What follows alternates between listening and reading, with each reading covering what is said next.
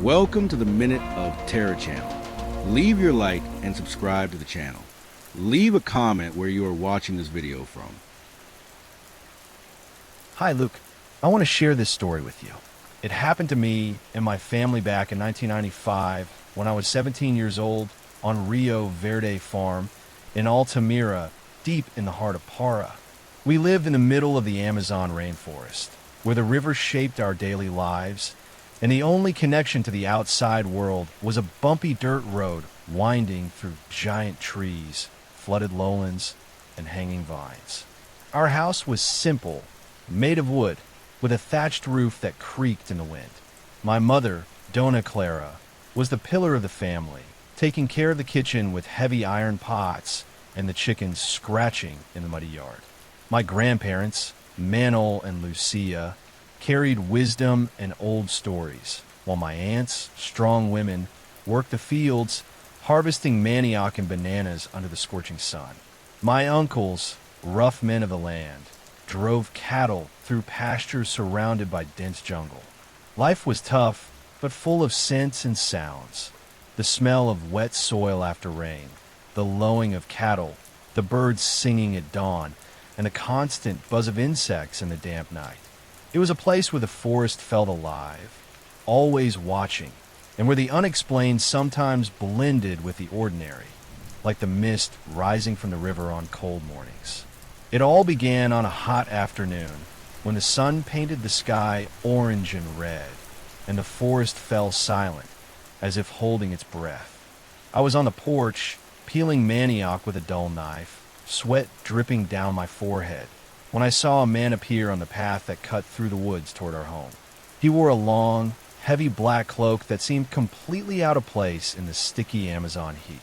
His face was thin, with sharp features, a patchy beard, and eyes so deep they seemed to swallow the light around them, like bottomless wells.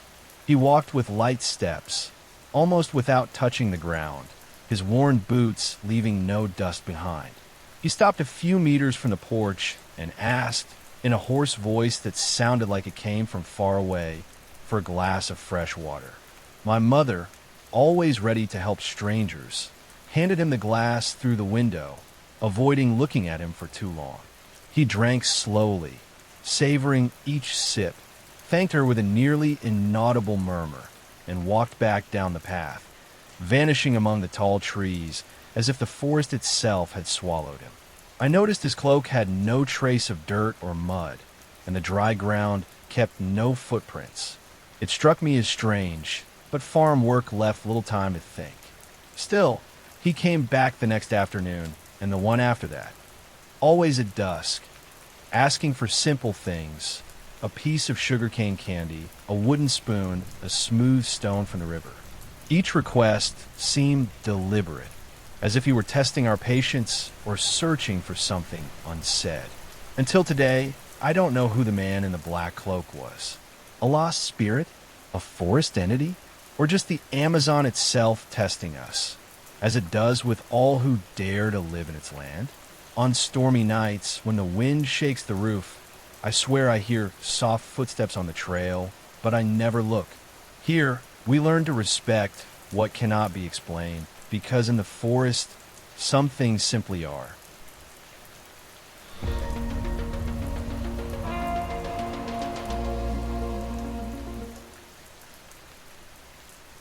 Hey, looky, you doing all right? I sent you this story. Maybe you can share it on your channel. It happened to me and my family back in 1962 when I was 10 years old on our family farm, Cottonwood Hollow, in rural Oklahoma. We lived out in the plains, where the landscape was a sea of tall grass, gnarled oaks, and sun-baked dirt. Our house was a weathered, clapboard shack, with a tin roof that rattled in the wind. My mom, Mary Lou, was the heart of the home, always in the kitchen, stirring pots of cornbread and beans, or tending to the garden where she grew okra, tomatoes, and herbs for teas and home remedies. My dad, Buck, was a tough man, hands rough from years of plowing fields and herding scrawny cattle that grazed on the dry plains. My older brothers helped with the crops and livestock, while me and my little sister, June, spent our days running wild through the fields, playing among the cottonwoods and the shallow creek that cut through the farm. Not far from the house was Salt Pond, a still pool of water ringed by tall grass, smooth stones, and a few scraggly willows that seemed to watch over the place. The pond had a strange glow under a full moon, like it held secrets. The old folks said it was a sacred spot, but dangerous too. They warned that promises made there carried a weight that reached beyond the living world, and unpaid debts came with a heavy price, sometimes in blood. That year, the drought hit harder than ever, and my dad, desperate, did something that changed our lives forever. The drought of '62 was brutal, worse than anything we'd ever seen. The creek was down to a trickle of muddy water, fish rotting in the shallows. The corn withered before it could tassel. The beans never sprouted, and the cattle coughed dust, their ribs poking through their hides. Mom stretched what little flour and meal we had, but I could see the worry in her eyes, the fear that hunger would take us. Dad spent nights on the porch, staring at a cloudless sky, muttering about old promises and half-remembered tales of the plains and their spirits. One night, under a full moon that seemed too big, he called me out to the porch where the floorboards creaked under our boots. He said he had to do something to save the farm, to bring the rain, and that I, being the youngest, had to come with him to Salt Pond. I didn't understand, but a chill ran through me, like the dry wind carried a warning I couldn't read. He grabbed a kerosene lantern, its light flickering in the breeze, and a handful of coarse salt Mom kept for blessings. We walked the dirt path, the grass scratching our legs, until we reached the pond. The air was heavy, the silence so deep the crickets seemed to hush. The water mirrored the moon like a living thing, and I felt the ground hum under my bare feet, like the pond knew we were there. Dad knelt by the edge, where the dirt was damp and smelled of moss. He tossed the salt into the water, which rippled like something stirred below, and started muttering words I couldn't make out, a low chant, like he was talking to someone unseen. He promised that if the rain came and saved the farm, he'd bring his son, me, to the pond every full moon as an offering of thanks. I shivered, gripping the lantern so tight my knuckles ached. I didn't know what it meant to be brought to the pond, but the way he said it, eyes fixed on the water, made me want to bolt back to the house.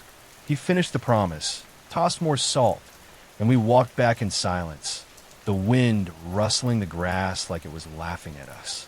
Days later, the rain came, not a sprinkle, but a downpour that flooded the creek, soaked the parched earth, and brought the corn and beans back to life. The cattle grazed again, the fields bloomed, and Mom hummed hymns as she cooked. The farm felt alive, with the smell of wet dirt and the sound of the creek rushing. But the promise hung heavy on Dad's heart. He didn't talk about it, but I saw how he avoided looking at the pond, like he feared what he'd done. My grandma, Miss Clara, a small woman with a sharp tongue who knew the old stories of spirits and sacred places, got uneasy. She said Salt Pond wasn't a place for careless vows, that its waters held eyes that saw beyond what we could. Mom tried to brush it off, busy with the kitchen and the chickens that were laying again, but I noticed her sprinkling sage around the house every time the full moon neared. My brothers, working the fields with Dad, said the cattle got skittish near the pond, refusing to drink there even after the drought broke. The birds, who used to fill the air with their calls, flew off when the sun set, like the pond scared them.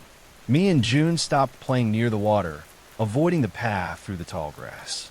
I felt a weight in my chest whenever I saw the pond glinting in the distance like it was calling me, but not in a kind way. A month later, at the next full moon, Dad called me again. So it was time to keep the promise, that the pond gave us rain and now it was owed. I didn't want to go.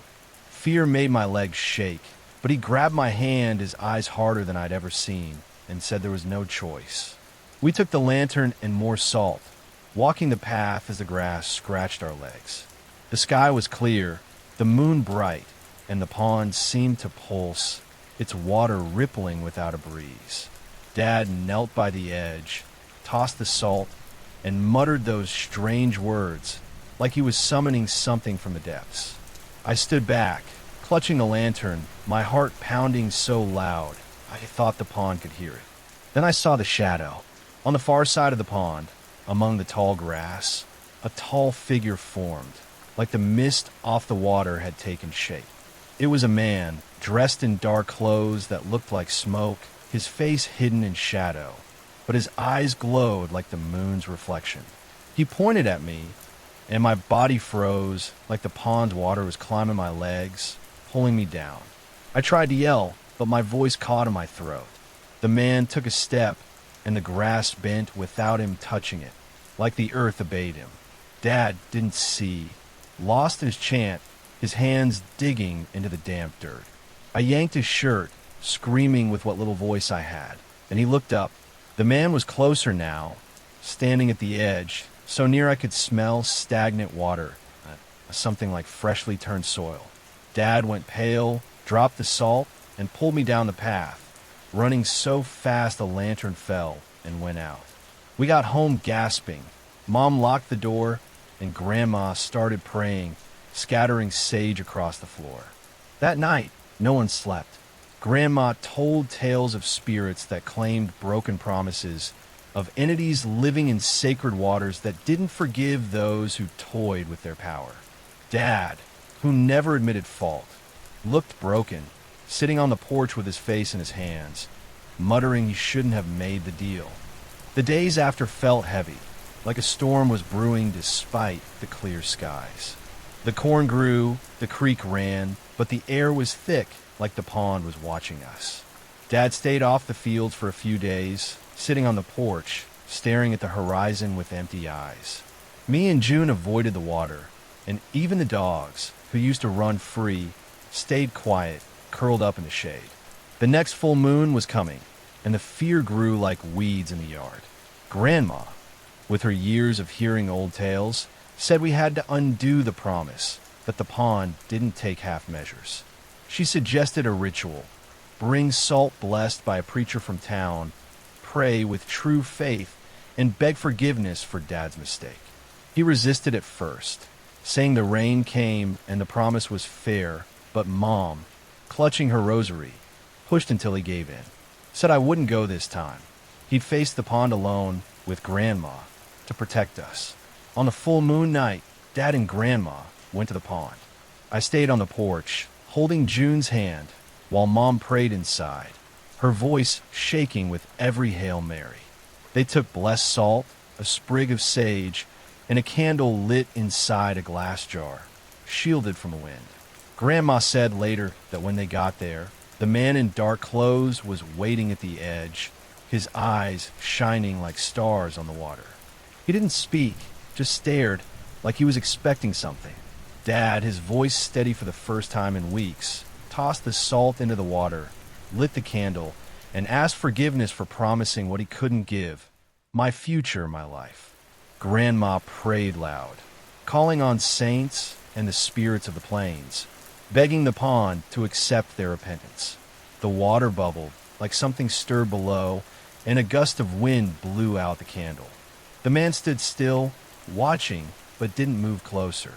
When silence fell, he was gone, and the pond was calm, reflecting the moon like a clean mirror, no ripples. They came back home with light hearts, but bone-tired, like they'd wrestled something bigger than the world. After that, Salt Pond changed. The farm thrived like never before. Corn shot up tall, beans gave bumper crops, and the creek ran clear, full of fish. Grandma said the pond was blessed now, guarded by the faith that undid Dad's mistake.